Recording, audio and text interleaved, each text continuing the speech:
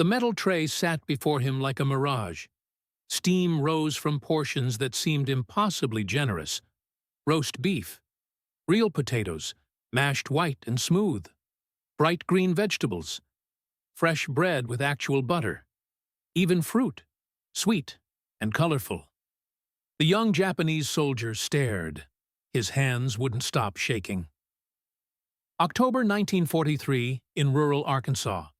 Just weeks ago, he'd been fighting on some godforsaken Pacific island. Now this abundance mocked everything he thought he knew about his captors. 2 years. That's how long since he'd seen food like this.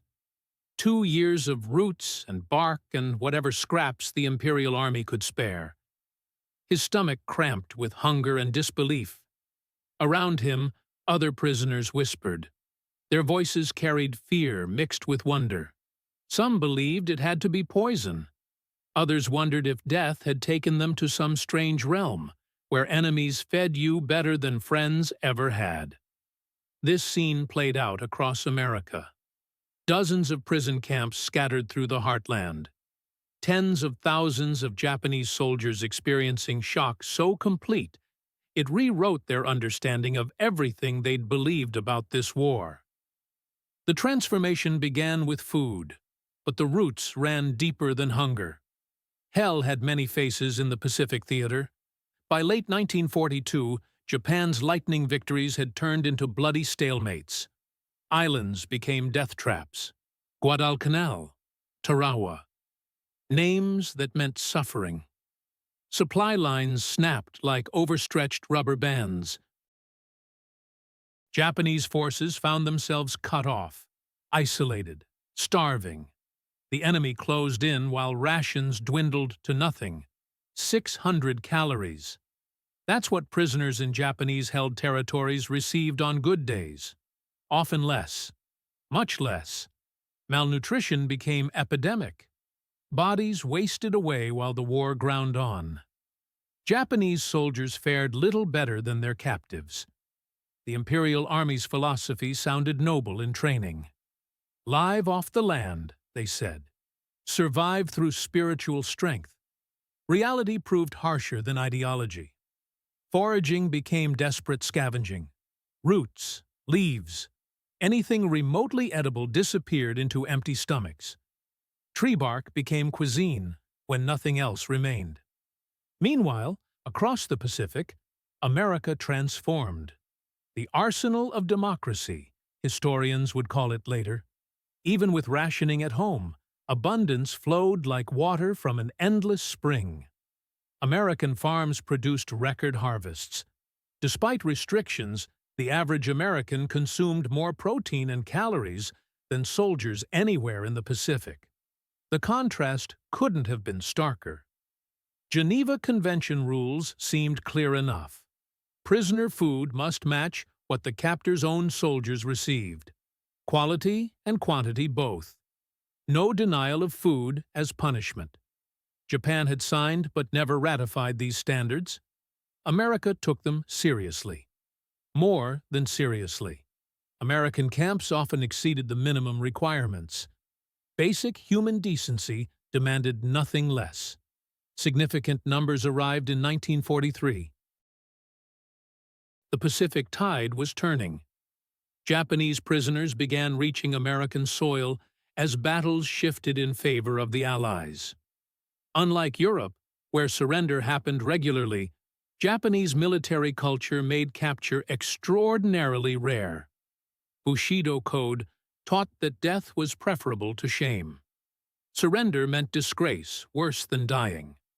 Those who became prisoners were usually wounded, unconscious, cut off from their units for extended periods, circumstances beyond their control. Bougainville fighting in late 1943 produced prisoners who barely resembled human beings. Weeks of subsisting on scraps had reduced grown men to walking skeletons. Tree bark, grass, occasional rice shared among dozens. Many weighed 90 pounds when captured. Malnutrition ravaged their bodies. Tropical diseases ate at their strength. Months of combat stress had broken their spirits. The journey to American camps began their education in the impossible. Transport ships arrived clean and organized. Regular meals appeared like miracles. Medical attention for wounds seemed surreal. Guards remained vigilant but professional. No random beatings, no systematic cruelty. The Imperial Japanese Army had shown POWs no mercy. Brutal conditions in prison camps. Forced marches that killed thousands. Transport ships so horrible they earned the name Hell Ships. Japanese prisoners expected similar treatment from Americans. Cognitive dissonance hit immediately. Everything they anticipated proved wrong. Arkansas, Colorado, Nebraska. American POW camps operated like nothing Japanese prisoners had ever experienced. Abundance managed by rules rather than brutality. Scarcity had no place here. International law guided camp design. American values shaped daily operations. Human dignity seemed assumed rather than earned. The Geneva Convention allowed prisoner work assignments. Americans put that rule to practical use.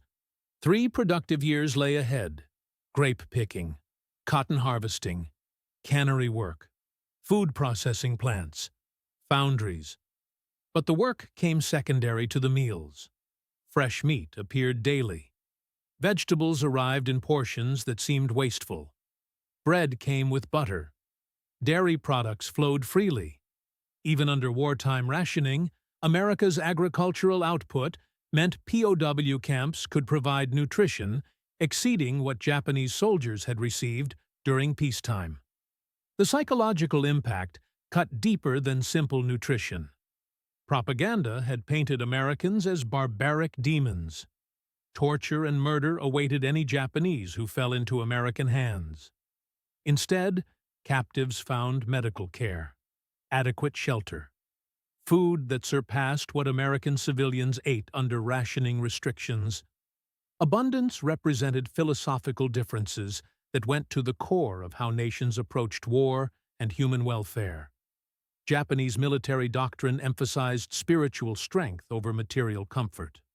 Hardship purified the soul. Luxury corrupted character. American military doctrine recognized practical realities. Well-fed soldiers fought more effectively. Proper logistics won wars. This created fascinating cultural collisions within the camps. Japanese prisoners had been raised where waste was morally reprehensible.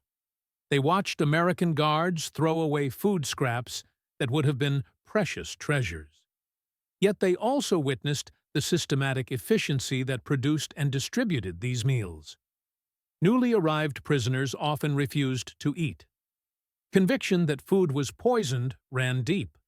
Some suspected elaborate psychological torture. Others would accept only minimum amounts necessary for survival. Accepting American generosity felt like betraying emperor and country. Camp physicians recorded their observations.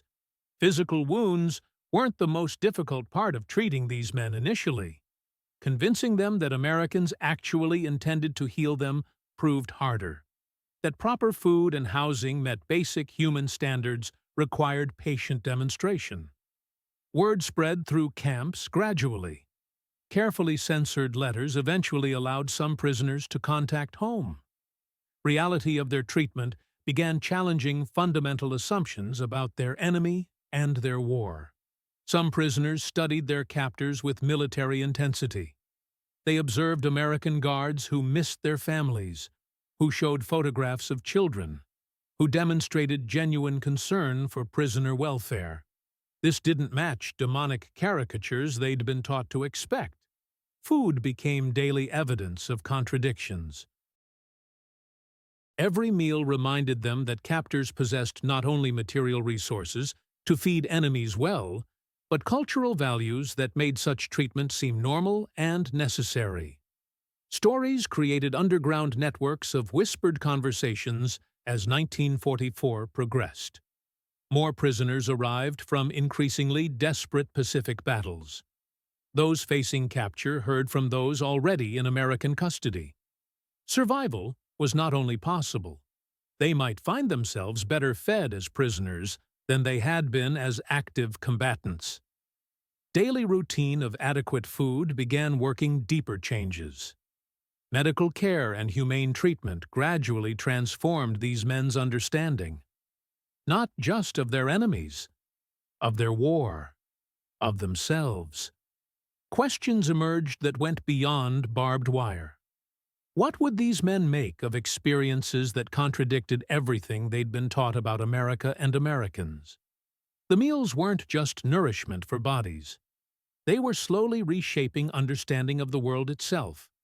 Consequences would reach far beyond any prison camp. Something remarkable was happening by spring 1945. Men who had arrived as fanatical believers in Imperial Japanese ideology were quietly questioning everything they'd been taught. The catalyst wasn't propaganda or political pressure. It was the simple daily act of sharing meals with their captors. Wisconsin's Camp McCoy held prisoners whose stories revealed the depth of transformation. Hot coffee arrived every morning. Eggs and bacon followed. Real bacon, not the rotten fish that had sustained them for months. The waiting continued for tricks that never materialized, for cruelty that never came. Psychological impact proved profound and unexpected. These prisoners had been conditioned to believe that accepting defeat meant accepting death. Surrender was ultimate dishonor. Instead, they found environments where basic humanity was acknowledged and actively protected. Camp commanders noted fascinating phenomena. Prisoners who initially refused to work or cooperate gradually began volunteering for labor details, not from submission, from genuine curiosity about American methods and values. They wanted to understand how nations could possess such material abundance while choosing to share it with enemies. Veterans arrived carrying stories that defied belief. Pilots shot down over the Philippines. Squadron mates dead. Meager rations that dwindled as Japan's supply lines crumbled. When they reached Texas camps weighing barely 120 pounds, their first meals included roast chicken, mashed potatoes, green beans, bread with butter, apple pie. 20 minutes spent staring at pie. In Japan, such sweetness was reserved for the emperor's table. Here, it was given to prisoners who had tried to kill Americans just weeks before. Transformation wasn't immediate. Weeks passed eating mechanically. Conviction that treatment was temporary ran deep. But days turned to months. Engagement with camp personnel began. Learning rudimentary English. Asking questions about American farming techniques. Eventually requesting books about American history and government. Okinawa's final desperate months produced prisoners who had witnessed systematic starvation. Japanese troops and Okinawan civilians suffered, while military commanders hoarded remaining food for themselves.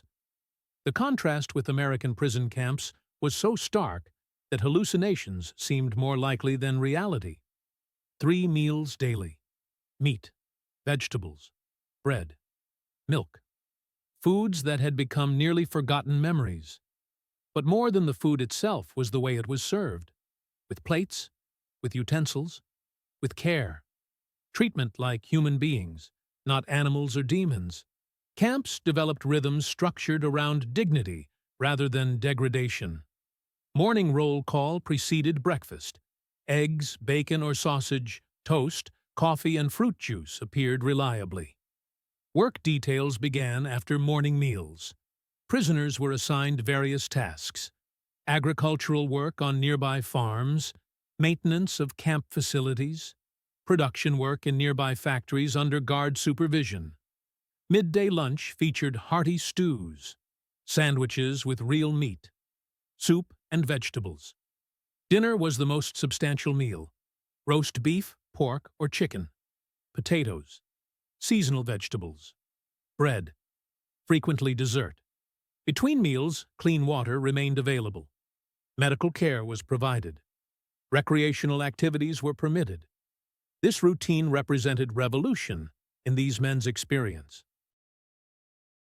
Months or years had been spent where single grains of rice were precious, where medical care was non-existent, where recreation was unimaginable luxury. Systematic provision of adequate nutrition and humane treatment created cognitive dissonance that forced confrontation with fundamental assumptions about enemies and war. Red Cross observers visited multiple camps. These men weren't just being fed. They were being restored to health, both physical and psychological. Many arrived weighing 90 to 100 pounds, suffering from malnutrition, tropical diseases, severe psychological trauma. Within months, healthy weight returned. More importantly, basic humanity seemed rediscovered. The experience became more jarring as prisoners gained awareness of broader American abundance. Carefully controlled interactions with guards and civilian workers revealed understanding that even under wartime rationing, Americans maintained living standards far exceeding what most Japanese had known during peacetime. Guard stories about rationing restrictions revealed limited sugar, meat, and gasoline. What Americans considered hardship would have seemed like luxury to Japanese civilians. Realization that America could feed enemies well while fighting global war on two fronts challenged everything they'd been taught about American weakness and decadence. Prisoners asked guards about families, about life in America. Stories about homes, cars, regular meals produced looks of complete bewilderment. They couldn't understand how nations with such wealth had been portrayed as weak and corrupt. American military efficiency and organization impressed prisoners daily. Camps themselves modeled systematic planning. Well-constructed barracks, efficient mess halls, organized medical facilities, recreational areas. This wasn't chaotic, brutal systems they'd expected. Rather, evidence of societies that could organize large-scale operations while maintaining humanitarian standards. Perhaps the most profound transformation occurred in understanding the nature of strength and weakness.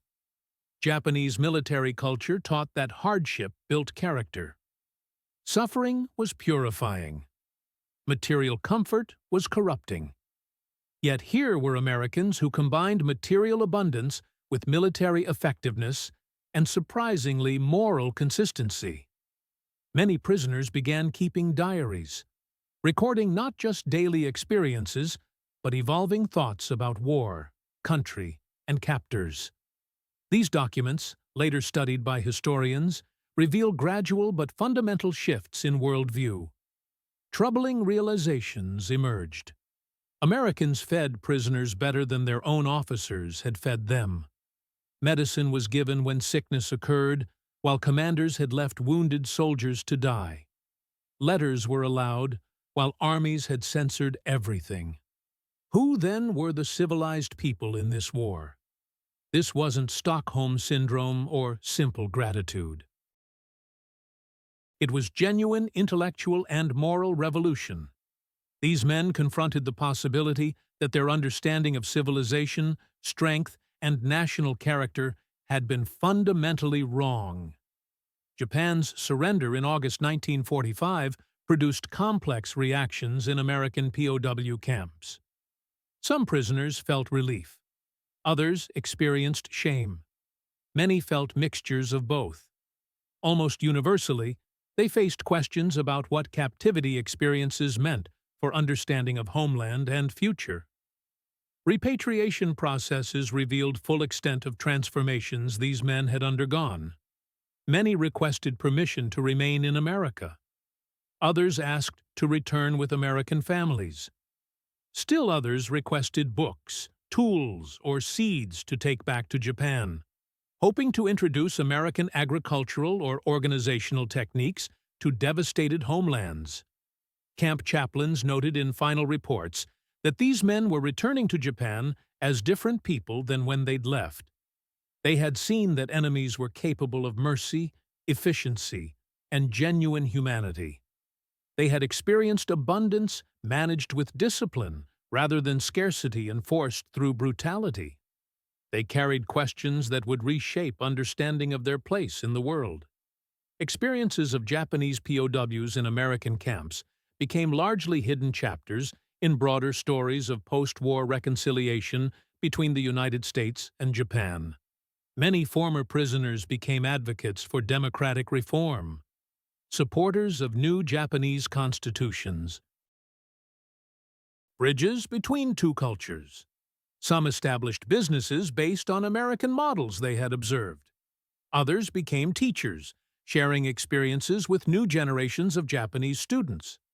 A few wrote memoirs that provided Japanese readers with first honest accounts of American society and values. Perhaps most significantly, their testimony helped counter decades of propaganda about American cruelty and weakness.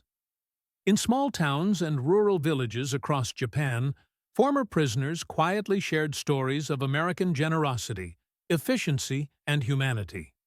Stories that helped lay groundwork for remarkable friendships that eventually developed between former enemies. Stories of Japanese POWs and their shock at American prison camp conditions reveal something profound about the nature of civilization and the power of basic human decency. In providing adequate food, medical care, and humane treatment to enemies, Americans weren't just following international law. They were demonstrating values they claimed to be fighting for. Daily meals represented more than simple nutrition. Fresh meat, vegetables, bread and butter that so astonished Japanese prisoners embodied philosophy that recognized fundamental dignity of all people, even enemies in wartime. Prisoner transformation didn't occur through propaganda or coercion. It happened through simple experience of being treated as human beings deserving of basic care and respect. In the end, it may have been America's greatest victory in the Pacific. Not triumph of superior firepower, rather demonstration of superior values. Today, reflecting on this chapter of history reminds us that civilization is measured not by how we treat friends, but by how we treat those who have opposed us. In mess halls of American POW camps, where Japanese soldiers sat down to meals they couldn't believe were real, we see both nations at crucial turning points. One learning true meaning of strength, the other proving that abundance shared is abundance multiplied. The last Japanese POW left American soil in late 1946. He carried with him not just memories of adequate food and humane treatment, but transformed understanding of what it means to be civilized in an uncivilized world. Their story reminds us that sometimes the most powerful victories are won not on battlefields, but at dinner tables where enemies discover they are, first and foremost, human beings.